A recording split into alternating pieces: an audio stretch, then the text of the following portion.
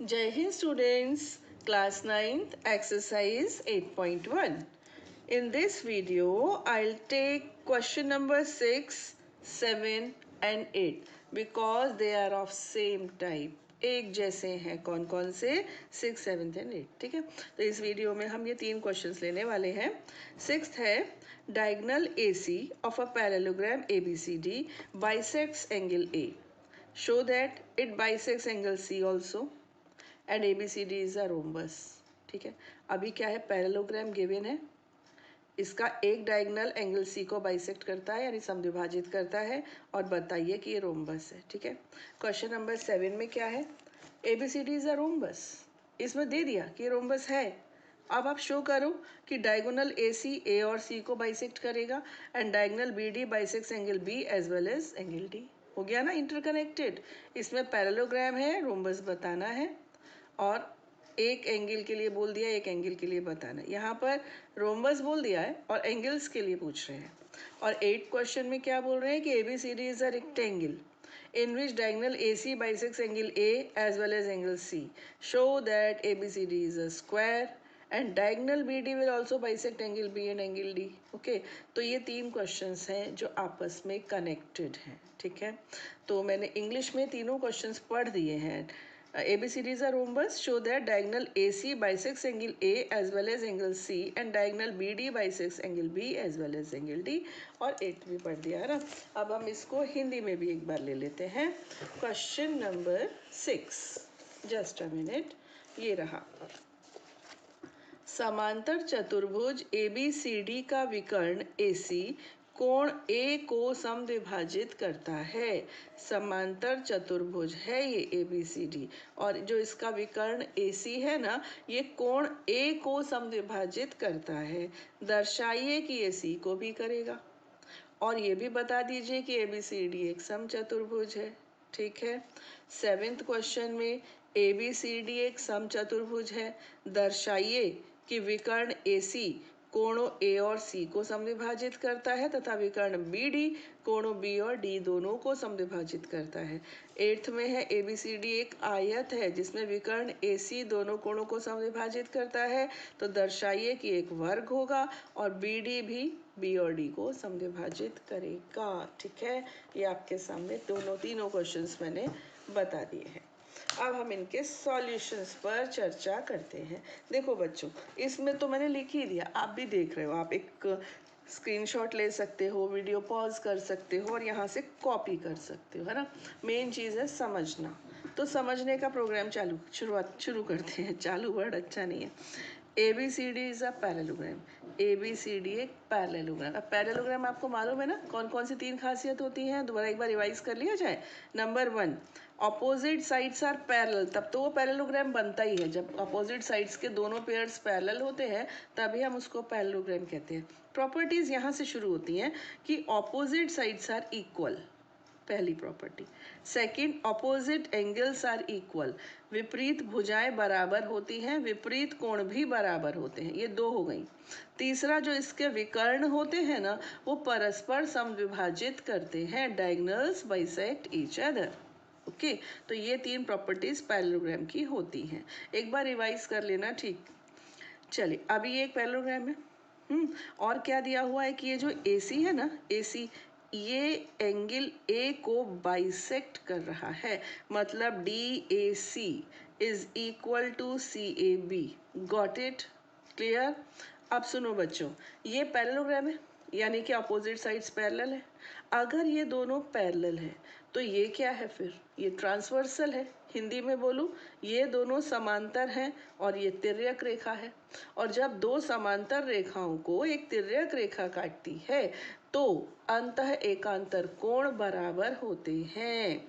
English वाले सुन लीजिए. When a transversal intersects two parallel lines then alternate interior angles are equal. Got it? अब सुनना बच्चों, ये दोनों इक्वल है, ये तो गिवन है. ये एंगल इस एंगल के इक्वल होगा, है ना. क्यों होगा? क्योंकि अल्टरनेट इंटीरियर एंगल्स हैं, इसलिए ये दोनों इक्वल हैं. ये किसके इक्वल होगा? ये इसके इक्वल होगा. ये भी वही वाला रीज़न है ये भी ऑल्टरनेट इंटीरियर एंगल्स। अगर इनको पैरेलल लेते हो तो ये दोनों आते हैं, इनको लेते हो तो ये दोनों आते हैं। तो अब ये दोनों आपस में इक्वल थे, तो फिर ये दोनों भी तो इक्वल हुए ना। अच्छा ऐसे समझ लो कि ये एक्स है, ये भी एक्स है, ऐसे समझ लो, इक्वल है ना, तो एक्स एक्स ले लिया। अब ये एक्स है बेटा, तो ये भी एक्स है, और ये एक्स है तो फिर ये भी एक्स है, हो गए ना चारों बराबर, है ना। तो ये चारों से मतलब नहीं, ये दोनों तो हो ही गए ना इक्वल, ये दोनों इक्वल गिवन थे और ये दोनों भी इक्वल आ गए। इसका मतलब ये हुआ कि फर्स्ट पार्ट प्रूव हो गया। फर्स्ट पार्ट में क्या था कि यह एंगल सी को भी समद्विभाजित करता है, it bisects angle C also. तो yes it is true, it bisects angle C also. Actually क्या है बेटा, ये वो है ना पैरेललोग्राम, तो अपोजिट एंगल्स इक्वल होते हैं। ए पूरा का पूरा ए पूरे के पूरे सी के इक्वल है, तो इनके हाफ हाफ भी तो इक्वल ही हुए ना, इस तरह से भी सोच सकते हो। तो फर्स्ट पार्ट क्लियर हो गया। सेकेंड पार्ट में क्या बताना है कि ए बी सी डी एक समचतुर्भुज है, यानी कि एक रोम्बस है। अब रोम्बस क्या होता है? रोम्बस एक पैरेललोग्राम ही होता है, बस उसकी साइड्स चारों इक्वल होती हैं। डायगोनल की बात छोड़ दो, साइड्स की करते हैं। Sides, all four sides are equal. Okay, तो अभी इसको हम बहुत इजीली प्रूव कर देंगे। देखो बच्चों, ट्राइंगल ए बी सी को देखो, केवल ट्राइंगल ए बी सी, ठीक है। इस ट्राइंगल ए बी सी में आप ध्यान दो तो ये एक्स, ये भी एक्स, ये दोनों एंगल्स इक्वल है ना, इक्वल। तो अब किसी ट्राइंगल में जब दो एंगल्स इक्वल होते हैं तो उनकी ऑपोजिट साइड्स भी तो इक्वल होती है ना। एक्सरसाइज 7.2 में हमने पढ़ चुके हैं इस चीज को कि in a triangle sides opposite to equal angles are equal, है ना। तो ये दोनों साइड्स इक्वल हो गई, कौन कौन सी, A B and B C. अब ये पैरेललोग्राम था, इसकी अपोजिट साइड्स को इक्वल होना था, ये तो एडजेसेंट भी इक्वल हो गई। इसका मतलब इसकी चारों ही साइड्स इक्वल है। ऐसे समझो, A B is equal to D C because it is a parallelogram, A B is equal to B C, we have just proved. तो ए बी इसके भी इक्वल, ए भी इसके भी इक्वल, मीन्स तीनों इक्वल। ऐसे ही इनके इसको इंक्लूड कर लिया जाएगा। इसका मतलब ये चारों ही साइड्स इक्वल है, और जब चारों साइड्स इक्वल होती हैं बेटा तो वो रोम्बस होता है, ठीक है। और एक बात, मैंने यहाँ पर एक्स एक्स लेके मामले को थोड़ा आसान कर दिया। लिखते समय मैंने एंगल ही लिखा है, आप चाहो तो एक्स भी लिख सकते हो। इसको देखो, ए बी सी डी एक समांतर चतुर्भुज है, A B C D is a parallelogram, तो ये दोनों एंगल्स इक्वल होंगे। यहाँ मुझे लिखना चाहिए, क्या लिखना चाहिए, ऑल्टरनेट इंटीरियर एंगल्स, है ना। हिंदी वाले क्या लिखेंगे, अंतः एकांतर कोण लिखना चाहिए ना, रीजन। और फिर ये तो गिवन है, ये तो इक्वल है, गिवन है। क्या गिवन है कि A C bisects angle A, A C angle A को बाइसेक्ट कर रही है, तो डी ए सी और सी ए बी तो इक्वल है। तो ये फर्स्ट इक्वेशन गिवन वाली, और ये दो, तो इन तीनों को मिलाकर पता चला कि फ्रॉम 1 2 3 हम इस नतीजे पर पहुंचे कि ये C A B, sorry A C D A C B के इक्वल है। इसका मतलब A C bisects angle C also, वो मैं आपको समझा चुकी हूँ। अब इसको जो मैंने आपको बताया उसका तरीका देख लो। ये एंगल ए एंगल सी के इक्वल है, दैट मीन्स एंगल ए का हाफ एंगल सी के हाफ के इक्वल होगा। Half of angle A is equal to half of angle C. Half of angle A कौन सा लिया मैंने, बी ए सी, और हाफ ऑफ एंगल सी क्या लिया, बी सी ए, है ना। इस तरह से ले लिया। तो फिर किस एक ट्रायंगल में जब दो एंगल्स इक्वल होते हैं तो उनकी ऑपोजिट साइड्स भी इक्वल होती है। यहाँ तो मैंने रीज़न लिखा, opposite sides of equal angles समान कोणों की विपरीत भुजाएं हैं, इसलिए ये बराबर है, इक्वल है। Since adjacent sides of a parallelogram are equal therefore it is a rhombus. चूंकि समांतर चतुर्भुज की आसन्न भुजाएं बराबर हैं, अतः यह एक समचतुर्भुज है। Got it. Now question number 7 आपको याद होगा, इसमें क्या था बेटा, इसमें ये रोम्बस है, ये दिया हुआ है, और बताना क्या है आपको, ये बताना है कि ये जो डायगोनल्स है ना, ये एंगल्स को बाइसेक्ट कर रहे हैं, इतनी सी चीज़ बतानी है। चलिए इसके लिए क्या किया जाए, आप सुनो। बी ए सी, ये वाला ट्रायंगल देखो, दिख रहा है आपको, कौन सा, बी ए सी। इसमें ये रोम्बस है, ध्यान रखना रोम्बस क्या होता है, जिसकी समचतुर्भुज क्या होता है, जिसकी चारों भुजाएं बराबर हो। तो ट्रायंगल ए बी सी लिया बच्चों मैंने, तो क्या ए बी और बी सी इक्वल नहीं है, इक्वल है ना। इसका मतलब ये वाला ट्रायंगल समद्विबाहु त्रिभुज हुआ, आइसोसेलेस ट्रायंगल हुआ, और आइसोसेलेस ट्रायंगल के अपोजिट एंगल्स इक्वल होते हैं। इसका मतलब x और ये भी x। ठीक है, इतना समझ में आ गया।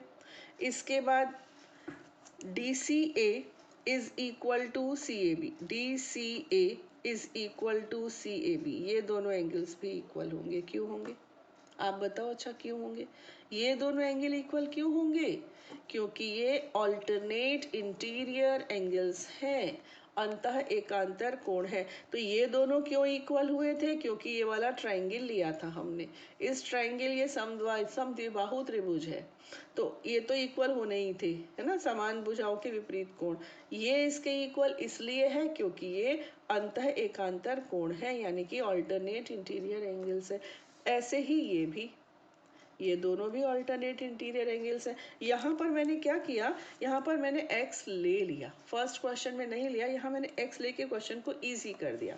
तो अब आप देखो, सब तरफ आपको x x x x दिख रहा है, यानी कि ये भी x x, ये भी, तो ये भी बाइसेक्ट हो रहा है और ये भी बाइसेक्ट हो रहा है। हो गई ना बात प्रूव कि AC ने एंगल A को भी बाइसेक्ट किया और एंगल C को भी बाइसेक्ट किया, यानी समद्विभाजित किया। ठीक है, और फिर क्या करना बच्चों, ये जो BD है ना, इसको मत शो करो। इसके लिए एक बड़ा प्यारा सा शब्द है, सिमिलरली। ठीक है, अब मान लीजिए अगर आप इसको करते भी, तो आप कैसे करते मैं आपको बता दूं। ये वाला त्रिभुज लेते, इसमें ये दोनों बराबर, तो इनके विपरीत कोण भी बराबर, इसको ले लो y, इसको ले लो y, जिसका लिखने का मन हो लिख भी सकता है। ये y हो गए, अब ये y तो ये भी y, क्योंकि अंतः एकांतर कोण, ऑल्टरनेट इंटीरियर एंगल्स, ये y तो ये भी y, तो फिर वही वाली बात यहाँ भी प्रूव हो गई। तो आप इस चीज़ को रिपीट भी कर सकते हो, और नहीं तो आप सिमिलरली करके भी लिख सकते हो। ठीक है, similarly BD will bisect angle B and angle D। और अगर एग्जाम में केवल एक यही क्वेश्चन आया, वो भी 5 मार्क्स का आया, तो बाबा इसको भी कर देना। अगर 3 मार्क्स में आता है तो एक का कर दिया, दूसरे को सिमिलरली चल जाता है। बट अगर 5 मार्क्स का, इवन 4 मार्क्स का भी है, तो भी फिर आपको ये पूरा डिस्क्राइब करना ही होगा। Got it? और कर लोगे ना आराम से। अब आप ये वाला ट्रायंगल ले लेना, इन दोनों को इक्वल, ये इक्वल, ये इसके इक्वल, ये इसके इक्वल, चारों एंगल इक्वल, और लिख देना। ठीक है, क्वेश्चन नंबर 8 मैंने यहाँ पर लिख लिया है दोनों लैंग्वेजेस में। ABCD एक आयत है, हालांकि आपको याद होगा अभी अभी मैंने बताया था, जिसमें विकर्ण AC दोनों कोणों A और C को समद्विभाजित करता है। दर्शाइए कि ABCD एक वर्ग है और विकर्ण BD भी दोनों कोणों B और D को समद्विभाजित करता है। ABCD is a rectangle in which diagonal AC bisects angle A as well as angle C. Also show that ABCD is a square and diagonal BD bisects angle B as well as angle D. Okay? बहुत simple है, ये आपको homework भी हो सकता है, आप video बंद करके खुद ट्राई करो। ABCD एक रेक्टेंगल है, दिया हुआ है, और क्या दिया हुआ है कि ये जो AC है ना, ये इन दोनों को बाइसेक्ट कर रहा है। दो चीज़ें दे रखी हैं, ये बाइसेक्ट हो रहे हैं। हाँ, ये भी हो रहा है और ये भी हो रहा है, दोनों हो रहे हैं। आपको बताना क्या है, आपको फर्स्ट ये बताना है, गिवन पीछे दिया है, आपको ये बताना है ABCD इज ए स्क्वायर। आपको पहले तो ये बताना है कि स्क्वायर है, और फिर बताना है कि BD भी B और D को बाइसेक्ट करेगा। So here is a solution. मैंने एक बार डायग्राम दोबारा बना दिया। तो सबसे पहले देखिए, एंगल A कितना होगा? 90 डिग्री होगा ना, क्योंकि ये रेक्टेंगल है, रेक्टेंगल यानी आयत है, आयत का प्रत्येक कोण 90 डिग्री का होता है, तो ये 90 हो गया। और ये बाइसेक्ट हो रहा है, यानी समद्विभाजित हो रहा है, तो 90 का आधा कितना? 45। यहाँ पर x लेने की ज़रूरत नहीं है, क्योंकि पैरेललोग्राम में हमको एंगल नहीं पता था। रेक्टेंगल है, रेक्टेंगल का एंगल तो हमको मालूम है 90 है। बाइसेक्ट हुआ तो 45 हो गया, है कि नहीं है? ये भी तो 45 ही हो गया बच्चों, हो गया ना। अब आप क्या करो, अब आप ट्रायंगल ABC को देखो। ओके, किसको? ABC। अब ABC ट्रायंगल में ये एंगल 45 और ये एंगल भी 45, दोनों 45 हो गए। इसका मतलब इनकी अपोजिट साइड्स को इक्वल होना पड़ेगा। क्यों? क्योंकि किसी त्रिभुज के समान कोणों की विपरीत भुजाएं बराबर होती हैं, है ना। Sides opposite to equal angles are equal in a triangle, शुरू में बोल देना, ठीक है। तो इसका मतलब A B and B C are equal. फिर वही वाली बात आ गई कि ये रेक्टेंगल है, आयत है, और इसकी आसन्न भुजाएं बराबर हैं, adjacent sides are equal. Parallelogram, ऐसे पैरेललोग्राम था, देखो ये पैरेललोग्राम था क्वेश्चन नंबर 6 में, और इसकी ये इक्वल आई थी तो ये रोम्बस बन गया था। अब ये रेक्टेंगल है ना, रेक्टेंगल की ये दोनों इक्वल आई हैं, इसका मतलब ये क्या है, it is not a rectangle exactly, it is a square. तो अब यहाँ पर हम यहाँ तक पहुँच गए कि ए बी और बी सी इक्वल आ गई हैं, इसका मतलब ये रेक्टेंगल एक स्क्वायर है, एग्जैक्टली एक रेक्टेंगल नहीं है, स्क्वायर। यहाँ तक हो गया। अब हमने इसको स्क्वायर डिक्लेयर कर दिया है, ये स्क्वायर हो गया, प्रूव हो गया। अब क्या करूँ, अब आपको बी और डी के बारे में बात करनी है। अब आप डी ए बी ले लो, ट्राइंगल डी ए बी, है ना। इसमें ये दोनों साइड्स इक्वल, ए डी और ए बी इक्वल है कि नहीं, तो इनके ऑपोजिट एंगल्स इक्वल होने चाहिए, है ना। फिर ये इसके इक्वल कर चुके हैं सेम क्वेश्चन, ये इसके इक्वल होना चाहिए, दैट मीन्स ये चारों ही इक्वल हो गए। इसका मतलब ये जो बी डी है ना, ये एंगल बी को बाइसेक्ट कर रहा है, साथ ही साथ एंगल डी को भी बाइसेक्ट यानी समद्विभाजित कर रहा है। देखिए a इज इक्वल टू सी, थोड़ा और इसको शॉर्टकट में लिख दिया मैंने, समझाया ज़्यादा लिखा कम है। a और c इक्वल है 90-90, दोनों के हाफ कर दिए, कितने हो गए 45। अब ट्राइंगल ए बी सी में जब हमने देखा कि ये दोनों एंगल्स इक्वल हैं और कितने डिग्री के हैं 45 डिग्री के, इसका मतलब B C is equal, A B is equal to B C, sides opposite to equal angles, समान कोणों की सम्मुख भुजाएं हैं। Since adjacent sides of rectangle are equal, therefore it is a square. क्योंकि आयत की आसन भुजाएं बराबर है तो ये एक वर्ग है। अब जब वर्ग डिक्लेयर हो गया तो त्रिभुज ए बी डी लिया, अभी मैं समझा चुकी हूँ आपको, है ना। A B is equal to A D, क्योंकि साइड्स ऑफ स्क्वायर, वर्ग की भुजाएं तो सब जगह बराबर होती हैं, तो उनके विपरीत कोण भी बराबर हो गए, है ना। ये विपरीत कोण है इसलिए बराबर, और ये क्यों बराबर, क्योंकि अल्टरनेट इंटीरियर एंगल्स हैं। ये दोनों इसलिए इक्वल क्योंकि ये इक्वल साइड्स के ऑपोजिट एंगल्स हैं, इसलिए यहाँ रीजन लिखना चाहिए, angles opposite to equal sides, सम्मुख भुजाओं के सम्मुख कोण, समान भुजाओं के सम्मुख कोण, समान भुजाओं के सम्मुख कोण, ठीक है। और ये क्यों इक्वल, क्योंकि ऑल्टरनेट इंटीरियर एंगल्स हैं, अंतः एकांतर कोण है, और ये भी इसी वजह से ये भी इक्वल, ये भी अंतः एकांतर कोण है। अब इन तीनों को कंबाइंड कर दिया, कंबाइंड करने से पता चला कि चारों ही इक्वल है। इसका मतलब बी डी एंगल बी और एंगल डी दोनों को बाइसेक्ट करती है, तो बी डी कोण बी व कोण डी को समद्विभाजित करती है या करता है। बी डी तो विकर्ण है ना, डायगोनल है ना, तो मैस्कुलिन जेंडर है, पुल्लिंग है, करता है, ठीक है। तो इस तरह से मैंने बेटा सेम एक जैसे सवाल एक वीडियो में रख लिए ताकि आपको कनेक्शन फील हो और आपको जल्दी से समझ में आ जाए, ठीक है। अब आगे मैं क्या करने वाली हूँ मुझे भी नहीं मालूम, मिलते हैं अपने नेक्स्ट वीडियो में, तब तक के लिए जय हिंद।